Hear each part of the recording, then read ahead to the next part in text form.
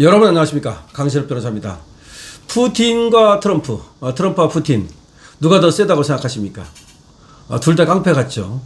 근데 둘 다 빌런이라고 그러죠. 악당 같죠. 물론 트럼프보다는 푸틴이 더 악당이죠. 나쁜 사람이죠. 하지만 센 걸로 따진다면 트럼프도 푸틴에 못지 않죠. 지금 푸틴을 완전히 트럼프가 겁을 줬습니다. 아마 푸틴이 이번에 트럼프한테 완전히 깨갱했을 겁니다. 근데 겁주는 방법이 어떻게 줬는지 아십니까? 정말 충격적입니다. 이 겁주는 방법이 충격적입니다. 사실 이번에 만난 이유는 말이죠, 트럼프가 푸틴에게 우크라이나 전쟁을 끝내라 라는 요구를 하기 위한 것이거든요. 만약에 우크라이나 전쟁을 끝내지 않으면 관세를 때려버리겠다. 관세 50%, 75% 때려버리겠다. 이런 얘기 하려고 만난 겁니다. 물론 러시아는 트럼프의 이런 요구가 마땅치 않죠. 하지만 미국의 힘을 무시할 수가 없으니까 결국 만났습니다. 근데 만났는데 이 푸틴도 워싱턴으로 가기는 쪽팔렸는지 그리로 안 갔습니다. 그래서 만나는 것이 어디냐? 미국 땅은 미국 땅인데 소련에서 아주 가까운 알래스카에서 만난 겁니다. 아시다시피 알래스카는 옛날에 소련 땅이었는데 미국에 팔아먹은 거죠. 그러니까 러시아가 이거 참 갖고 있다면 미국을 견제하는데 엄청 좋을 텐데, 사실은 미국이 알래스카를 갖고 여기 공군기지 또 군사기지를 만들어가지고 미사일 기지 또 만들어가지고 소련을 압박하고 있죠. 소련 바로 그 앞마당에 미국의 군사기지가 있는 그런 형국입니다. 근데 여기서 만났어요. 여기서 만났는데 만난 장소가 활주로입니다. 활주로에서 만났어. 어떻게 보면 이제 이거를 이렇게 볼 수도 있죠. 트럼프가 푸틴을 대접하기 위해서 마중을 나갔다, 뭐 이렇게 볼 수도 있습니다. 알래스카는 어쨌든 미국 땅이니까. 근데 그게 아니었습니다.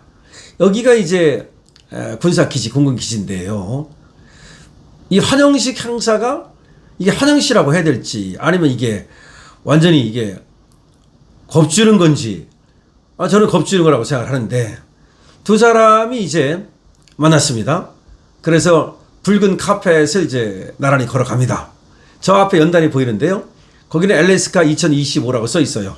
연단에 올라가가지고 서로 이제 연설도 하고 서로 악수도 하고 뭐 그러려고 환영식 행사를 준비하고 있는 거죠. 그런데 이 붉은 카펫을 걸어가다가 갑자기 트럼프가 하늘을 가리킵니다. 근데 마침 그 하늘에서 굉음이 팍 하고 들립니다. 굉음 소리가. 그거 보니까 비행기가 지금 굉음 소리를 내면서 질주하고 있는 거야. 그러면서 트럼프가 이제 푸틴 보고 보라고 얼떨결에 이제 푸틴도 봤죠. 하늘에 비트 스텔스 폭격기, 이번에 이란 때린 거, GBU-57 폭탄 갖다가 때린 거, 그 비행기가 떠 있습니다. 그리고 또 F-35 비행기 4대가 이 스텔스 폭격기를 호위하고 있습니다. 5대가 떠 있는 거지. 가운데는 비트 스텔스 폭격기, 미국만 갖고 있는 그 비행기. 야, 이 GBU-57 폭탄 벙커버스터를 갖다가 투하할 수 있는 유일한 비행기, 이게 딱 가운데 있고, 그 다음에 미국 최신의 비행기 F-35, 랩터라 그러죠. 이 비행기가 호위를 딱 하고 날아가고 있습니다. 그걸 이제 트럼프가 푸틴한테 보여준 거죠. 근데 또 땅을 보니까 말이죠, 여기는 또 F-22, 이것도 굉장한 비행기입니다. F-22 비행기 4대가 딱 도열해 있습니다. 또 그러니까 비트 스텔스 폭격기하고 비트 스텔스 폭격기하고 그 다음에 F-35, F-22를 완전히 하늘에 띄우고 땅 위에 도열시켜가지고 지금 푸틴을 겁준 거죠. 미국만이 갖고 있는 비행기입니다. 이 F-22 전투기는요, 이것도 어마어마한 비행기예요. F-35도 대단하지만 이 F-22 전투기는 전 세계 최강의 전투기예요. 전투기로 따진다면. 그래서 미 공군이 이걸 비밀 병기로 갖고 있는데 수출을 금지하고 있습니다.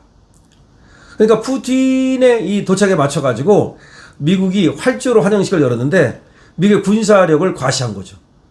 더군다나 일부러 B2 폭격기를 등장시킨 거야. 아니 무슨 B2 폭격기까지 등장을 시켜. GBU-57 초대형 벙커버스터를 갖다가 탑재할 수 있는 미국의 유일한 비행기로서 핵심 자산이죠. 이걸 갖다가 이제 완전히 전력 자산이라고 얘기하죠. 미 육공군이 통합 운영 중인 이 엘몬도프 리처슨 합동기지 육군하고 공군하고 같이 써요. 여기가 핵심 전투 비행대다가 주둔하는 곳인데요. B2 폭격기까지 동원한 거는 이거는 환영 비행이 아니라 사실은 협박 비행 아니냐 이런 얘기까지 나오고 있는 겁니다. 그래서 우크라이나 전쟁의 휴전 합의를 다루는 것이 이번 회담의 최우선 목표인데요. 미 군사력의 정수를 보여줌으로써 까불면 잘못될 수 있다는 것을 확실하게 심리적 압박을 가한 거죠. 저번에도 말이죠. 이 푸틴 밑에 메드베네프가 핵무기 어쩌고 하니까 바로 핵잠수함을 갖다가 러시아 쪽으로 진주시키지 않았습니까? 그러니까 트럼프는 힘에는 힘, 까불면 주먹 이런 스타일인데요. 그러니까 세계 평화를 이룰 수 있는 유일한 방법이 힘을 통한 평화라고 믿고 있는 겁니다. 그러니까 트럼프는 힘을 통한 평화라고 믿고 있는 거야. 그러니까 아무리 푸틴이 빌런이라 하더라도 아무리 뭐 센 척한다 하더라도 더 센 빌런 트럼프 앞에서는 고양이 앞에 쥐밖에 될 수가 없는 거죠. 이런 장면을 보고서 NYT가 뭐라고 보도를 했냐면 트럼프는 그의 대통령직의 사실상 연출자다라면서 야 연출을 하는 거 연출 비행편대와 푸틴과의 악수 레드카펫에서 함께 걸어가는 장면은 철저히 준비된 것이다. 야 그러니까 트럼프는 하나하나가 계산된 행동 원래 거래의 기술이라는 책을 쓰지 않았습니까? 그러니까 비행편대 푸틴과의 악수 레드카펫 이거 전부 다 철저히 준비해서 연출한 것으로 트럼프 대통령은 단 몇 초 만에 미국 국력에 가장 눈에 띄고 가장 시끄러운 상징물을 과시했다라는 평가가 나오고 있습니다. 그러니까 완전히 회담하러 갔는데 쫄게 만드는 거야. 쫄게 만들어. 푸틴이 사실상 쫄았습니다. 그래가지고 합의를 많이 했어요. 물론 쟁점은 조금 남아 있습니다만은 이제 푸틴이 도널드 트럼프한테 완전히 머리를 숙일 수밖에 없는 상황이 됐습니다. 그 몇 초 만에 그냥 완전히 항복시키는 거지. 대단합니다. 지금 두 사람이 이제 회담을 했습니다. 그러고 나서 지금 발표를 했는데요. 다만 합의하지 못한 게 아주 적게 남아있다라고 하면서 상당 부분 합의가 됐다. 이렇게 얘기를 했습니다. 물론 휴전 발표는 하지 않았습니다. 그러니까 조금 더 합의를 해야 된다 이런 말인데 어쨌든 간에 이번에 합의하지 못한 것이 몇 가지 있지만 일부 진전을 이뤘다라고 한 걸로 봐서 물론 트럼프가 완전히 만족하지 못하겠죠. 하지만 이 푸틴을 어느 정도 압박하는 데는 성공했다라고 볼 수 있습니다. 자 그리고 물론 이렇게 얘기를 했습니다. 합의하지 못한 게 아주 적게 남아있을 뿐이다. 일부는 그렇게 중요하지 않다. 하나는 아마 가장 중요할 텐데 우리는 합의점에 도달할 가능성이 매우 크다. 그러니까 아마 이게 지금 나토 문제 그 다음에 우크라이나 휴전 문제 이런 것들을 또 그리고 우크라이나 지금 러시아가 뺏은 땅이 있죠. 이런 문제 그 다음에 전후 우크라이나 이 개발 문제 하여튼 여러 가지가 많습니다. 그렇기 때문에 한순간에 합의가 될 수는 없겠죠. 그래서 이거는 일단은 트럼프가 푸틴을 겁주는 용으로 썼다. 그리고 푸틴도 아마 전향적인 자세를 갖게 되지 않았을까 이렇게 생각이 되는 거죠. 푸틴은 이렇게 말했습니다. 우리가 오늘 도달한 이해가 understanding을 말하는 거죠. 그런 합의가 우크라이나의 평화로 가는 길을 열어주기를 희망한다. 우크라이나와 유럽 국가들이 건설적인 자세로 이 모든 것을 인식하고 마크의 음모나 도발 행위 등으로 그 어떤 장애물도 만들지 않고 새로운 진전을 방해할 시도도 하지 않기를 바란다.